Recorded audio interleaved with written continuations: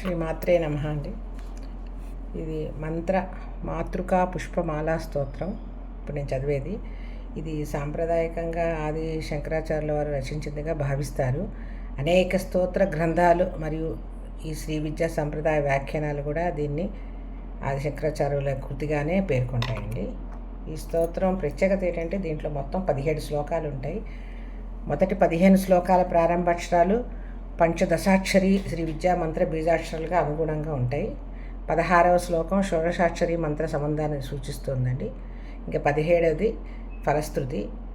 ఫలశ్రుతి మరియు స్తోత్ర సమర్పణగా ఉంటుంది.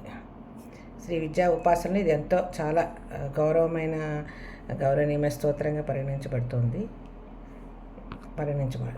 అయితే ఈ స్తోత్రం యొక్క ప్రధాన విశేషాలు ఏంటంటే మంత్ర మాతృకలు అంటారు. అంటే అక్షరాలు అవన్నీ కూడా దేవి స్వరూపమే అని భావాన్ని వివరిస్తుంది. అక్షరాలను పుష్పాలుగా భావించి వాటితో అమ్మవారికి సమర్పించే పుష్పమాల అలా ఉంటుంది కాబట్టి ఈ స్తోత్ర నిర్మితమై ఉంటుంది కాబట్టి అందుకని దీన్ని పుష్పమాల అనే పేరు కూడా వచ్చింది. ఇందులో అమ్మవారిని వాగ్దేవత, మహాశక్తి, శ్రీచక్ర నాయిక, పరబ్రహ్మ స్వరూపిణిగా స్తుతిస్తారు. అందరూ విద్యా సాధకులు అందరూ కూడా దీన్ని జపిస్తే వాక్శుద్ధి, జ్ఞానం, భక్తి, అంతఃకరణ శుద్ధి కలుగుతాయని సంప్రదాయ విశ్వాసం. ఇప్పుడు ఈ శ్లోకాల్లోకి వెళ్దాం మనం.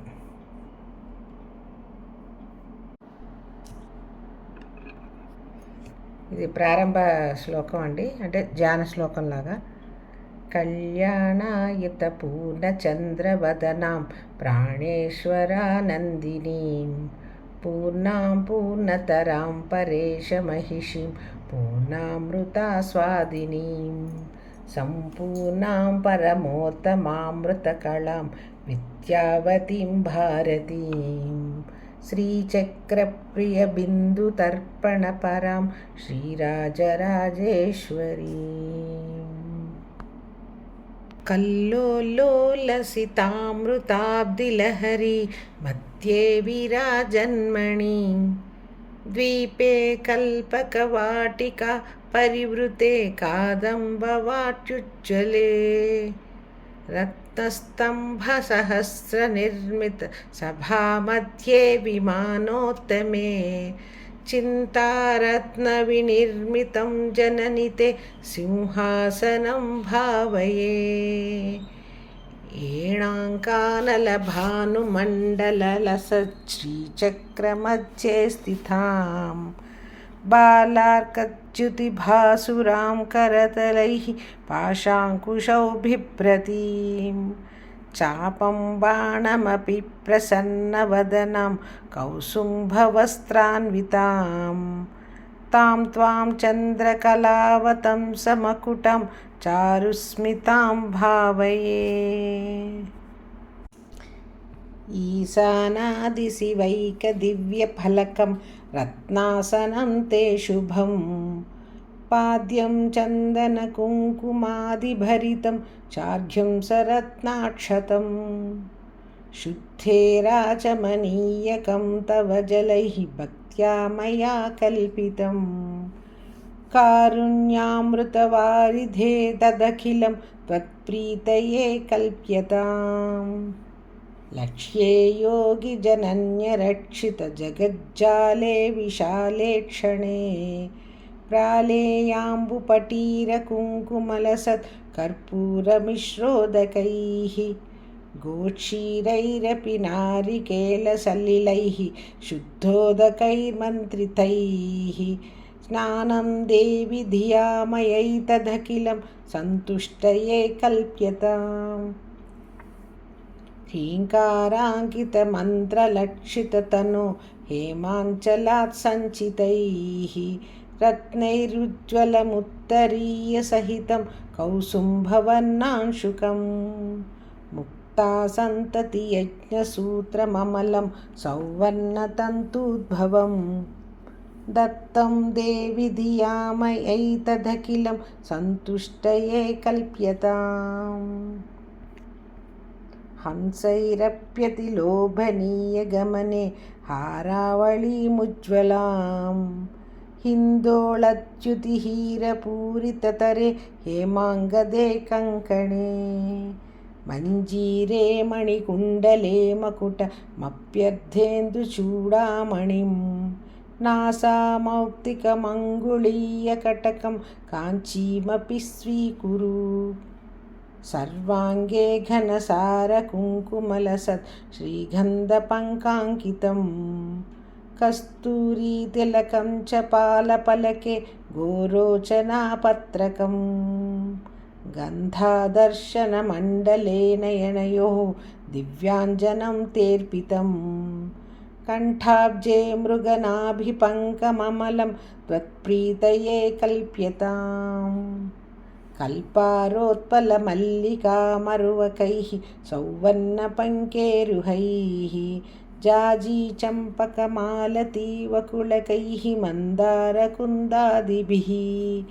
केतक्याकरवीरकैः बहुविधैः क्लुप्तप्स्रजा मालिका सङ्कल्पेन समर्पयामि वरदे सन्तुष्टये कल्प्यताम् हन्तारं मदनस्य नन्दयसि यै रङ्गैरसङ्गोज्ज्वलैः ऐर्भृङ्गावळिनीलकुन्तलभरैः बध्नासि तस्याशयम् तानीमानि तवाम्बकोमलतराण्यामोदलीलागृहा न्यामोदाय दशाङ्गगुग्गुलो घृतैः धूपैरहं धूपये लक्ष्मीमुज्ज्वलयामि रत्ननिवहोद्वासान्तरे मन्दिरे मालारूपविलम्बितैर्मणिमास्तम्भेषु सम्भावितैः चित्रैर्हाटकपुत्रिकाकरधृतैर्गव्यैर्घृतैर्वर्धितैः दिव्यैर्दीपगणैर्धिया गिरिसुते सन्तुष्टये कल्प्यताम् हीङ्कारेश्वरि तप्तहाटककृतैस्ताळीसहस्रैर्भृतं दिव्यन्नं घृतसूपशाकभरितं चित्रान्नभेदं तथा दुग्धान्नं मधुशर्करादधियुतं माणिक्यपात्रे स्थितं माशापूपसहस्रमम्बसफलं नैवेद्यमावेदये सच्चायैर्वरकेतकीदलरुचा ताम्बूलवल्लीदलैः पूगैर्भूरिगुणैः सुगन्धिमधुरैः कर्पूरकण्ठोज्ज्वलैः मुक्ताचूर्णविराजितैः बहुविधैः वक्त्राम्बुजामोदितैः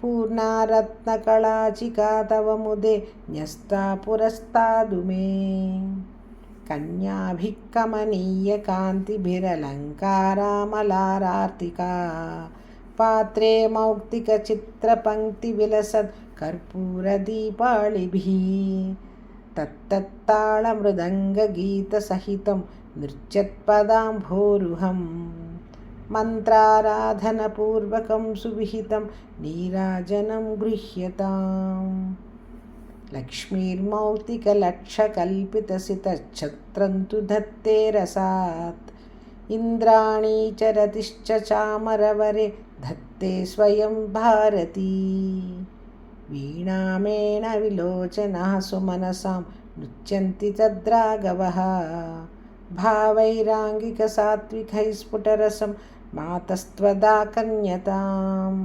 ह्रीङ्कारत्रयसम्पुटेन मनुनो भासे त्रयी मौलिभिः वाक्यैर्लक्ष्यतनो तव स्तुतिविधौ को वा क्षमेताम्बिके सल्लापस्तुतयः प्रदक्षिणशतं सञ्चारयेवास्तु ते संवेशो नमसः सहस्रमखिलं त्वत्प्रीतये कल्पताम् श्रीमन्त्राक्षरमालया गिरिसुतां यः पूजयेच्छेतसा सञ्ध्यासु प्रतिवासरं सुनियतस्तस्यामलस्यान्मनः चित्ताम्भोरुहमण्डपे गिरिसुता वृत्तं विदत्ते ससात् वाणी वक्त्रसरोरुहे जलधिज गेहे जगन्मङ्गला श्रीमातार्मनुमातृका कुसुममाला स्तोत्रमेतत्परं भक्त्या यः पठते नरो नित्यं नित्यमिदं देव्यै समर्प्यादरात् तस्याशेषदुरितक्षयं जवति च श्रीर्वर्धते सर्वदा। अन्ते शिवपदं प्रयाति सततं देव्याः प्रसादात् ध्रुवम्। ये भक्त्या त्रिसन्ध्यः पठन्ति मनुजा श्रीमातृकामालिकां तेषां चित्तसरोरुहे सदयिता नित्यं वसत्यम्बिका। लक्ष्मीर्वासमुपैति तेषु सततं विद्या च वृद्धिं गता। सर्वाभीष्टफलप्रदा भवति सा देवी प्रसन्ना सती। इति श्रीमन्मन्त्र मातृका पुष्पमाला स्तोत्रं समाप्तं। श्रीललिताम्बिका प्रीत्यर्थं पठनीयं भक्तिपूर्वकम्। ओम शांति शांति शांति।